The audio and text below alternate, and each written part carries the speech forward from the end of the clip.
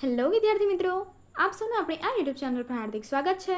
આજે હું લઈને આવી છું ધોરણ 10 નવનીત ભૂગોળ પોથીમાં પાર્ટ 9 વન અને વન્યજીવ સંસાધનનું સંપૂર્ણ સોલ્યુશન। તો ચાલો આપણે આગળ વધીએ, પરંતુ તે પહેલાં જો તમે આપણી આ યુટ્યુબ ચેનલને લાઇક, શેર અને સબસ્ક્રાઇબ ન કરી તો જરૂરથી કરજો।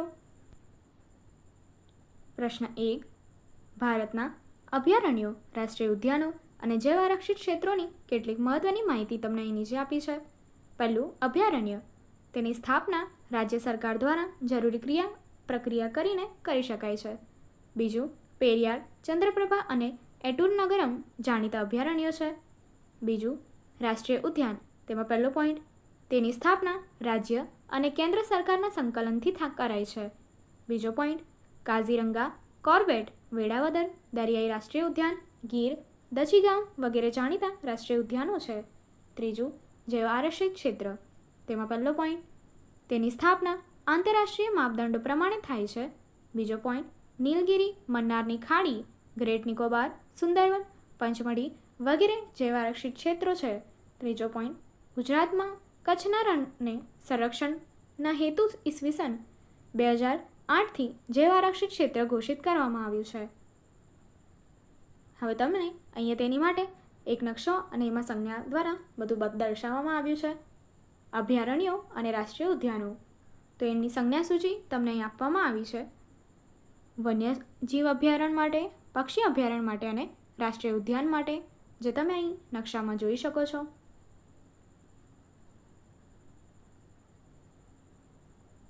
ત્યારબાદ પ્રશ્ન 2, નીચે આપેલા અભયારણ્યો અને રાષ્ટ્રીય ઉદ્યાનોને નીચે આપેલા ભારતના નકશામાં યોગ્ય સ્થાને સ્થળના નામ લખીને સંજ્ઞાઓ વડે દર્શાવો। પહેલું આપ્યું છે અભયારણ્યો, તો એમાં ચંદ્રપ્રભા, રણથંભોર, સારિસ્કા, કેવલાદેવ ભરતપુર, સુંદરવન, એટુર નગરમ, પખાલ, ગિંડી, મધુમલાઈ અને પેરિયાર। ત્યારબાદ રાષ્ટ્રીય ઉદ્યાનો, મનાસ, દચીગામ, કોર્બેટ, કાઝીરંગા, શિવપુરી, કાન્હા, ગીર, વેળાવદર, તાડોબા, બાંદીપુર, સંજય ગાંધી અને દરિયાઈ રાષ્ટ્રીય ઉદ્યાન। અને ત્યારબાદ પક્ષી અભયારણ્યો, નળ સરોવર, વેળનતંગાલ અને વેળનતાંગલ, ત્યારબાદ રંગનીથ। ત્યારબાદ તમને અહીં ભારતના નકશામાં તમને દર્શાવવામાં આવ્યું છે, જેની સંજ્ઞાઓ તમને દર્શાવી દીધી છે અભયારણ્યો માટે, પક્ષી અભયારણ્ય માટે અને રાષ્ટ્રીય ઉદ્યાનો માટે, જે તમે અહીં નકશામાં જોઈ શકો છો।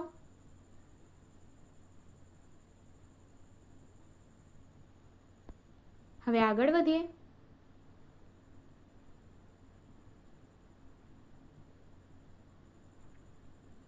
પ્રશ્ન 3, દરેક વિધાનની નીચે આપેલા વિકલ્પમાંથી સાચો વિકલ્પ પસંદ કરીને ખાલી જગ્યા પૂરવાની છે। પહેલું, જે વનસ્પતિનો ઉછેર માનવીની સહાય વગર કુદરતી રીતે થયો હોય તેને ખાલી જગ્યા વનસ્પતિ કહે છે। જવાબ છે બી, અક્ષત। બીજું, ખાલી જગ્યા જંગલો પર સ્થાનિક સ્વરાજ્યની સંસ્થાઓનું નિયંત્રણ હોય છે। જવાબ છે એ, સામુદાયિક। ત્રીજું, દુનિયામાં ખાલી જગ્યામાં વાઘ અને સિંહ તેમના કુદરતી આવાસમાં વિચરે છે। જવાબ છે એ, ભારત। ચોથું, શિયાળા દરમિયાન ગુજરાતમાં ખાલી જગ્યામાં યાયાવર પક્ષીઓ દૂર દૂરથી શિયાળો ગાળવા આવે છે। જવાબ છે એ, નળ સરોવર। પાંચમું, આજે ગુજરાતના જંગલોમાંથી ખાલી જગ્યા સંપૂર્ણપણે નષ્ટ થઈ ગયા છે। જવાબ છે સી, વાઘ। છઠ્ઠું, ભારતના જંગલોમાંથી ખાલી જગ્યા સંપૂર્ણપણે નષ્ટ થઈ ચૂક્યો છે। જવાબ છે બી, ચિત્તો।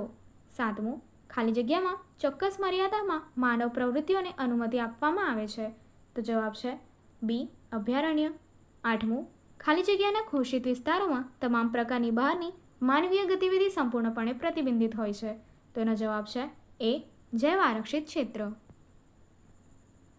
ત્યારબાદ નીચેના વિધાનો સાચા છે કે ખોટા એ તમારે અહીં દર્શાવવાના છે। પહેલું, અનામત જંગલોની દેખભાળ સરકારી તંત્ર દ્વારા કરાય છે।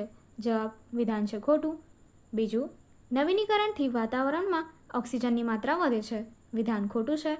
ત્રીજું, જૈવ વિવિધતાની દ્રષ્ટિએ વિશ્વમાં ભારત 12મા સ્થાને છે। વિધાન સાચું છે। ચોથું, અભયારણ્યમાં માનવ પ્રવૃત્તિઓ કરવા પર સંપૂર્ણ પ્રતિબંધિત હોય છે। વિધાન ખોટું છે। પાંચમું, રાષ્ટ્રીય ઉદ્યાનની તુલનામાં અભયારણ્ય વધારે સંરક્ષિત ક્ષેત્ર હોય છે। વિધાન ખોટું છે। પ્રશ્ન 5, નીચેના પ્રશ્નોના 1 કે 2 શબ્દોમાં ઉત્તર આપો. પહેલું, જેનો ઉછેર કુદરતી રીતે થયો હોય તેને કઈ વનસ્પતિ કહે છે? તો જવાબ છે અક્ષત. બીજું, કયા પ્રકારના જંગલો સીધા સરકારી તંત્રના નિયંત્રણમાં હોય છે? તો જવાબ છે અનામત જંગલ. ત્રીજું, કયા પ્રકારના જંગલોની દેખભાળ સરકારી તંત્ર દ્વારા કરાય છે? જવાબ છે સંરક્ષિત જંગલો. ચોથું, કયા પ્રકારના જંગલો પર સ્થાનિક સ્વરાજની સંસ્થાઓનું નિયંત્રણ હોય છે? જવાબ છે સામુદાયિક જંગલ. પાંચમું, દુનિયાના કયા દેશમાં વાઘ અને સિંહ તેમના કુદરતી આવાસમાં વિચરે છે? તો જવાબ છે ભારત. ત્યારબાદ, ભારતના કયા રાજ્યમાં એકશીંગી ભારતીય ગેંડા જોવા મળે છે? જવાબ છે પશ્ચિમ બંગાળ. સાતમું, કોની રચના આંતરરાષ્ટ્રીય માપદંડો અનુસાર કરવામાં આવે છે? જવાબ છે જૈવ આરક્ષિત ક્ષેત્ર.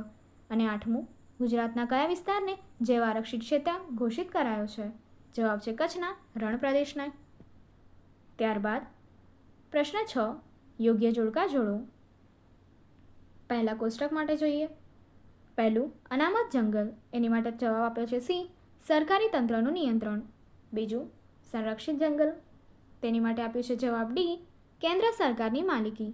ત્રીજું, સામુદાયિક જંગલ, તેની માટે જવાબ આપ્યો છે ઈ, સ્થાનિક સ્વરાજ્યની સંસ્થાઓનું નિયંત્રણ. અને ચોથું, ખાનગી જંગલ, તો જવાબ છે બી, વ્યક્તિગત માલિકી. બીજા કોષ્ટક માટે જોઈએ. બીજા કોષ્ટકમાં જોઈએ. પહેલું છે વાઘ પરિયોજના,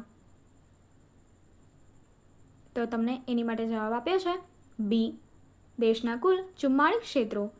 બીજું, હાથી પરિયોજના, એની માટે જવાબ આવશે એ, 26 સંરક્ષિત વિસ્તારો. ત્યારબાદ ત્રીજું, એકશીંગી ભારતીય ગેંડો, એની માટે જવાબ આવશે ડી, અસમ અને સુંદરવન. અને ચોથું, ગીધ, તો એની માટે જવાબ આપ્યો છે કુલ 9 પ્રજાતિઓ, સી. આગળ પ્રશ્ન 7, યોગ્ય વિકલ્પ પસંદ કરીને ઉત્તર આપો. પહેલું, વહીવટી હેતુસર જંગલોના પાડેલા પ્રકારોમાં કયા એક પ્રકારનો સમાવેશ થતો નથી? જવાબ છે ડી, વર્ગીકૃત. બીજું, સ્થાનિક સ્વરાજની સંસ્થાઓ ગ્રામ પંચાયત, નગરપાલિકા, મહાનગરપાલિકા, જિલ્લા પંચાયતનું નિયંત્રણ હોય તે જંગલો, તો જવાબ છે સી, સામુદાયિક જંગલ કહેવાશે. ત્યારબાદ ત્રીજું, ઉર્જા મેળવવા માટે લાકડાને સ્થાને ખાલી જગ્યા એટલે કે શેનો ઉપયોગ કરવો જોઈએ? તો જવાબ છે બી, સૌર ઉર્જા. ચોથું, ગુજરાતના જંગલોમાંથી લુપ્ત થયેલો વન્યજીવ કયો છે? જવાબ છે સી, વાઘ. અને પાંચમું, ભારતમાં કયા પ્રાણીઓ લુપ્ત થઈ રહ્યા છે? તો જવાબ છે ડી, ગુલાબી ગરદનવાળી બતક અને સારસ. આગળની એક્ટિવિટી જોવા માટે અહીં આપેલી એન્ડ સ્ક્રીન પર ક્લિક કરો. Thank you.